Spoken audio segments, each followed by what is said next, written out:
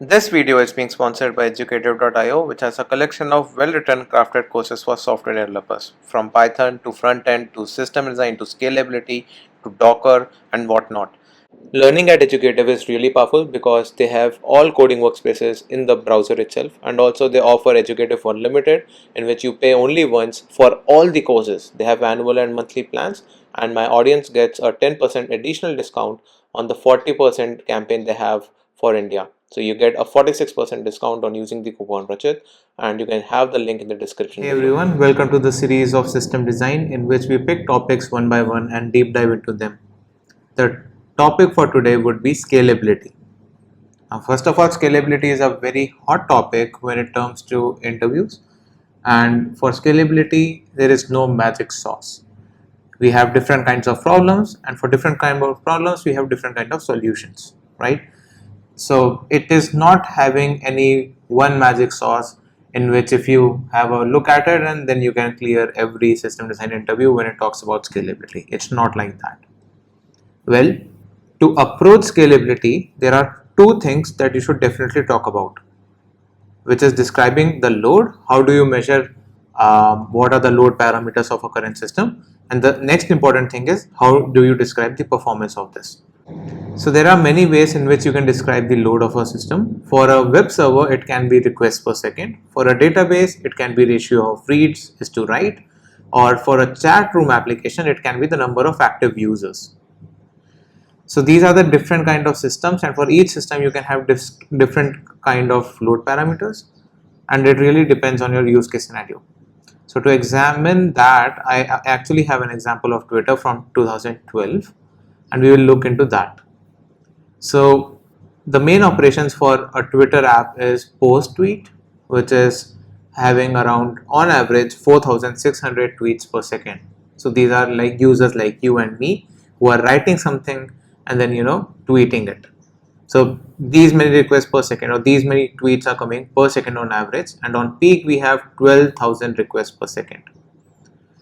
Similarly, for the home timeline we have around 300 requests per second, which is really huge when you compare it with the post API. So there are two APIs. One is where the user tweets something, and the other API is for fetching the timeline of a user. So these are the main basic operations that Twitter app has, and the database for that can be something like this. So you can say that we have three tables. To each table is saying that, okay, here is the user ID who has tweeted something, and this is the timestamp at which he tweeted something. So user ID 100 is saying, hey there, at this particular time. After some time there is user 101 which is saying Twitter is down or something like that. Now to get the information of the user 100, we will have another person's table which is having three columns for now. It's bound to have a lot more in production. It can have your Facebook Connect ID, or it can have your email ID and whatnot.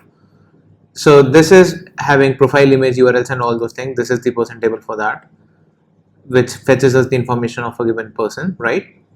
And then we also need another table which stores that user A is following user B. So 103 user, which is Rohan is following Rachit, and Rohan is also following user 101. So using these three tables, we can now look at the use case. What happens when Rohan logs in? So when Rohan logs in, there are a series of steps that we need to complete. First of all, we need the user info of Rohan, right? For that, we can look at the person's table right over here, which gives us that information. Then we also need to know who he follows. Now that can be order n because he might follow n users. And then for each user he follows, we want to fetch their timelines. In this case, Rohan is following 100 and 101. We also fetch their timelines, which is in the tweets table. So we are doing all kinds of join, right? From this we fetch who he follows. From that we go to this table, we join and see, okay, these are the tweets, these are the timestamps. So we fetch the timestamps. Let's say on average, if one user has k tweets, then this becomes order n into k. For n users, you will have order n into k tweets. Then you also do a sort on the timestamp, and then you probably return the top 20 or whatever you want. So this is the basic series of steps that you have to compute. Now one thing that you probably have noticed is we already have a huge number of home timeline requests, and there is very less amount of post tweet API calls. Of course, Twitter is read heavy because a lot of people are reading tweets and very few people are writing tweets at a given time. Now, as we have seen, the home timeline API, it's doing a bunch of steps, which means this is the bottleneck for our system. This is going to slow down a lot, and this is what Twitter was facing. As like you have to grow the users, a lot of people, like extra load will be coming over here. This is bound to grow very fast. A lot of people or a lot of new users will actually be reading tweets rather than writing tweets. So how did this solve this problem is the next thing. But before that, consider yourself working in Twitter. At a given time, if you had these things, post tweet and home timeline, these numbers were not there, right? Let's say these were not there, and you are saying that, okay, how do we know whether our users are happy or if our system is handling the load? So to have that conversation with your tech leads or have that conversation with the senior management, you need some numbers. You need to describe your load, that hey man, this is the current load, and now you can talk about performance. If let's say in 1 year this grows by 10x, this becomes 3 million requests per second, how our system is going to get affected, right? So to have those discussions, you need to know some numbers, or you need to define the load parameters, which were these in our case. Now, once we have done that, now we can actually also talk about performance, which we'll be doing in the next video. But how do we solve the current problem, first of all? Well, the other approach that Twitter is taking is caching the timelines. And this is an example of what they are doing. So over here on the left hand side, you can see that we have all users who are adding tweets to the system. Now this is what that 4600 writes per second were all about. T1, T2, T3, these are the tweets that people are sending. What Twitter now is doing is, all these tweets, they are saving it to the database, that's fine. But on top of that, they are doing some more work. They are caching the timelines for each users. So let's say we have 3 users, Rachit, Rohan, and some new user. Based on who Rachit follows and based on what is the flow of tweets, what Twitter does is it maintains the correct timeline for the user, so that when Rachit logs in, we simply return the cache of the home timeline. Now, if let's say Rachit is following some users, because of which T1, T3, T7 and T8 are coming into their timeline, similarly Rohan can follow someone else, and T1, T2, T4, T5, T7 are coming in his timeline, and there is a new user who is not following anybody right now, so his timeline is empty, for let's say.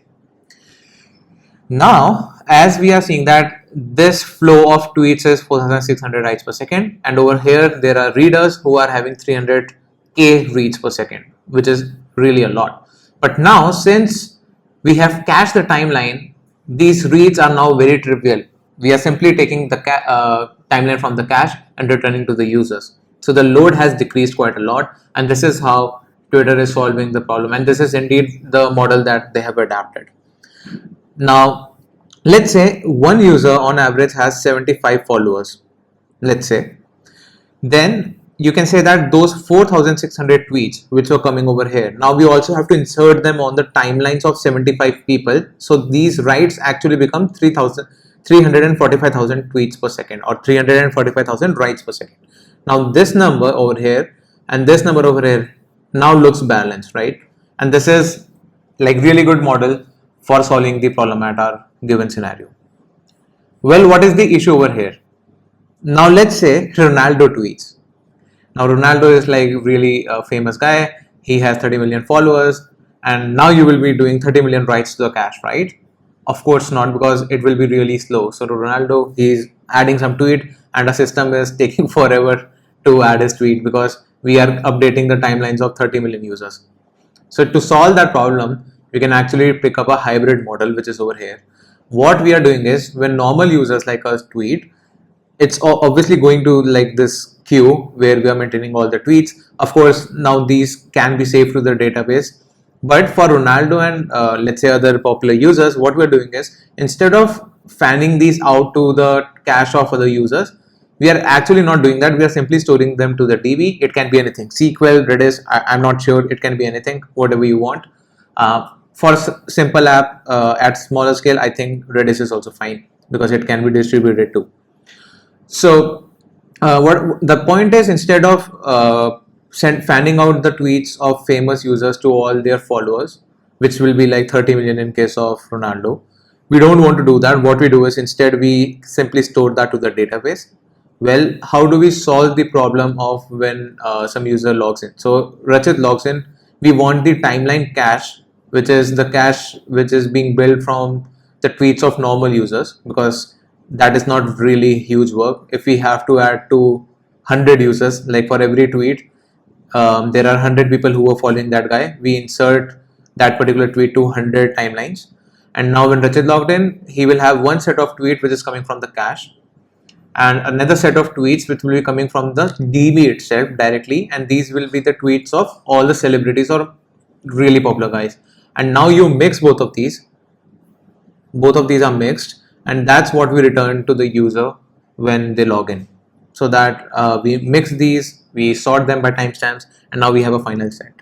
So this is kind of a hybrid model. It's doing that fan out, it's trying to optimize the read as well, and this is really cool and better than what we were having before this. So I hope this makes sense. The next steps for us would be to actually, so we have seen two models, right? But we also want to now talk that why model B is better than model A, or why the hybrid model is better than both A and B.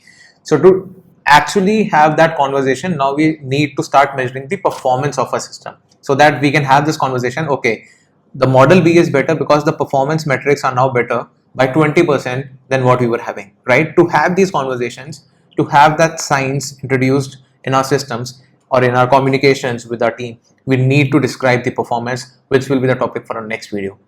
So guys, if you are enjoying this series, make sure to hit the like and comment and share this as much as possible with your network, and also make sure to hit the bell icon so that you do not miss the further updates that we have.